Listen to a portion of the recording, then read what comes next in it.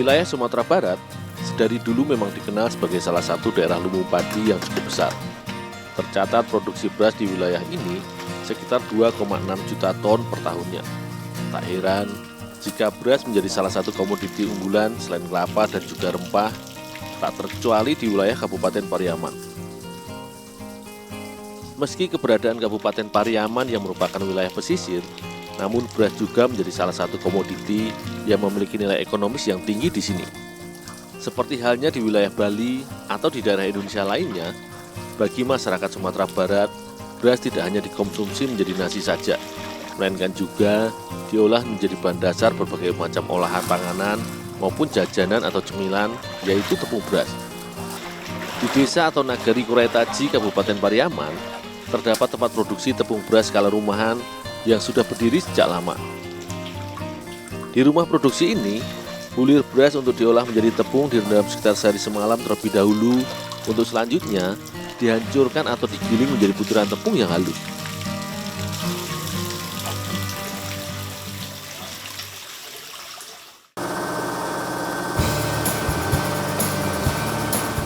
Dalam satu hari, rumah produksi milik keluarga Pak Beni mengolah sekitar 4 kuintal beras untuk dijadikan tepung. Meski proses produksi tepung beras di rumah produksi ini masih cukup sederhana, namun terdapat beberapa tahapan yang cukup panjang dan juga unik. Di tempat ini, proses penggilingan tepung dilakukan secara 2 kali, yaitu giling basah dan giling kering. Beras yang sudah digiling halus menjadi tepung, selanjutnya dikeringkan dengan dijemur di bawah sinar matahari langsung, sebelum nantinya digiling kembali ke dalam mesin giling. Proses penjemuran ini selain berfungsi agar butiran beras yang sudah digiling tidak menggumpal, juga berfungsi untuk membersihkan sisa kotoran pada tepung beras.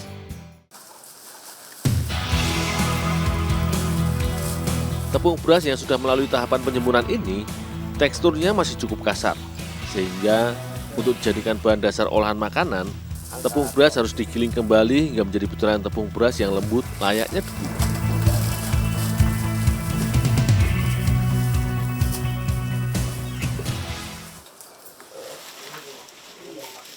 Di seputaran wilayah Pariaman, terdapat salah satu ragam jajanan atau cemilan yang bahan dasarnya terbuat dari tepung beras, yaitu salalawak. Olahan cemilan ini banyak digemari karena cita rasanya gurih.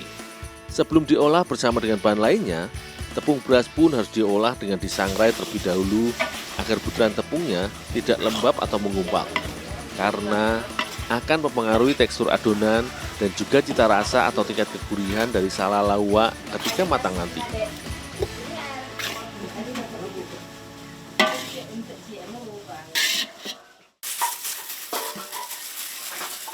Sementara aku menyiapkan tepung, Ibu Eni dibantu dengan beberapa karyawannya menyiapkan racikan bumbu sebagai kunci dari cita rasa dari olahan jajanan tradisional khas Minang ini. Sebelum dicampur menjadi adonan, agar cita rasanya lebih mantap dan menggugah selera, racikan bumbu dapur yang terdiri dari cabai merah, jahe, bawang merah, bawang putih, dan kunyit yang sudah dihaluskan ini ditumis terlebih dahulu hingga matang dan sedikit berubah warna serta mengeluarkan aroma harum yang khas.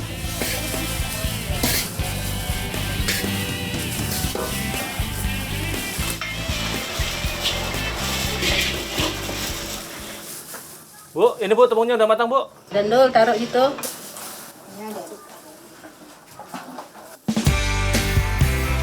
Salah satu kunci tahapan yang akan mempengaruhi tingkat keberhasilan pembuatan adonan kue ini yaitu menggunakan irisan daun kunyit pada adonan yang berfungsi sebagai aroma yang menggugah selera.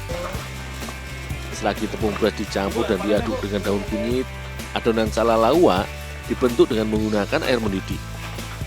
Penggunaan air mendidih atau air panas di sini fungsinya agar tepung beras tidak membentuk gumpalan-gumpalan, melainkan menjadi adonan tepung yang padat dan kalis ketika dicampur dan diaduk bersama dengan bumbu dan bahan lainnya.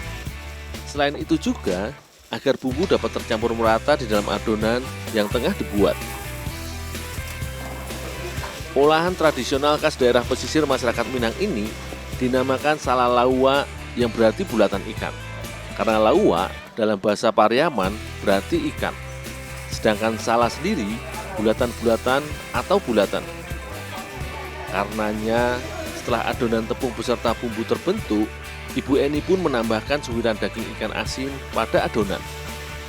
Untuk campuran adonan, Ibu Eni biasanya menggunakan ikan peda atau ikan kembung yang sudah diasinkan sebagai kunci dari jajanan tradisional ini. Hampir setiap hari Ibu Eni mengolah sekitar 15 kg tepung beras untuk dijadikan bahan dasar adonan salalawak. Adonan tepung beras yang sudah bercampur dengan bumbu dan juga suwiran ikan pun dibentuk secara manual untuk kemudian nantinya adonan dimatangkan dengan cara digoreng. Namun sebelumnya adonan yang sudah terbentuk menjadi bulatan-bulatan kecil dengan diameter sekitar 3 cm ini harus didiamkan untuk didinginkan terlebih dahulu. Proses pendinginan adonan salalawak biasanya membutuhkan waktu sekitar 2 hingga 4 jam agar tekstur salalawak lebih gurih dan kering. Olahan salalawak khas Pariaman biasanya memiliki ukuran bulatan atau bola-bola cenderung lebih besar bila dibandingkan cara lalawak khas Padang.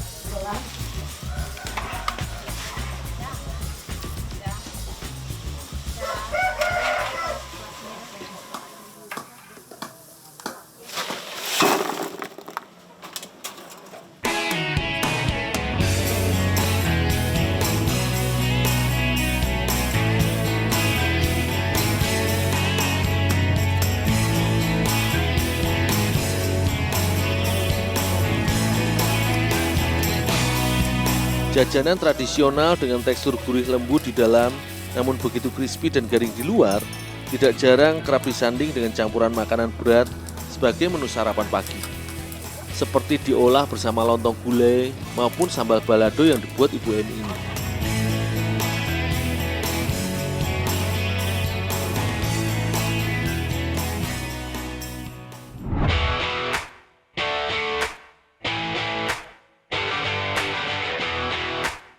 Lur, apa bahan makanan terekstrim yang pernah kalian makan?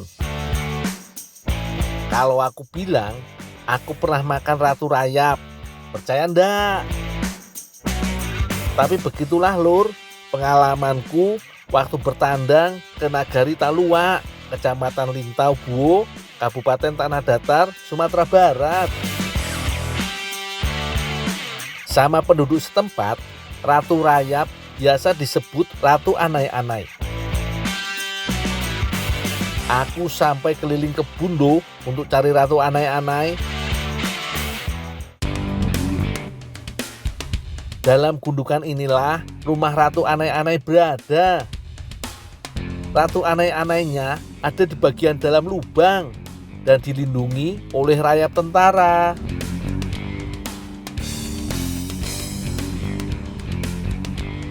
Rayap-rayap kecil yang akan bermetamorfosis jadi laron iki juga harus diwaspadai lur, karena gigitannya bisa bikin gatel loh.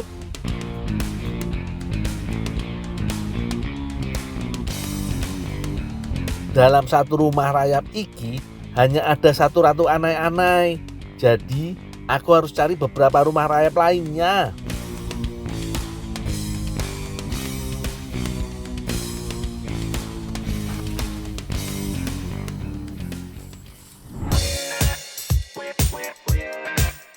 Biasanya cukup dimakan langsung saja. Tapi aku mau mengolahnya jadi masakan berkuah. Jadi sop Ratu Anai-Anai.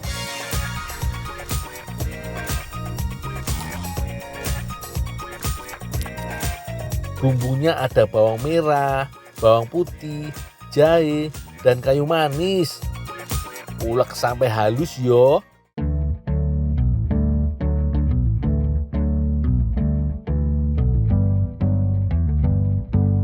Bumbu irisnya juga disiapkan dari wortel sampai daun bawang.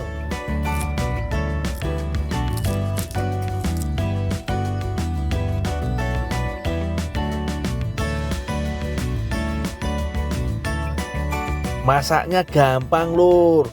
Tumis semua bumbu hingga harum dan matang.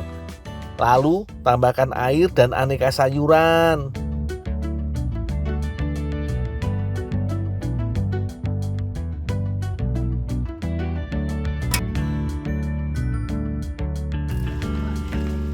Bu, ini Bu ratu aneh-anehnya Bu. Cuma segini Ndul. Iya Bu, udah mulai susah sekarang. Biarlah nggak apa-apa. Ini Saya kan tinggal dulu enak. Bu ya.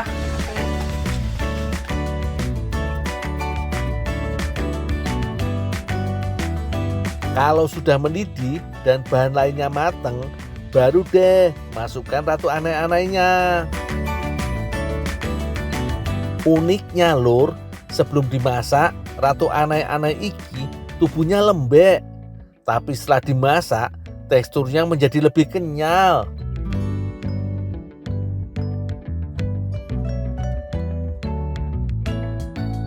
Sop ratu aneh-aneh, makanan ekstrim dari Sumatera Barat. Siapa yang berani makan?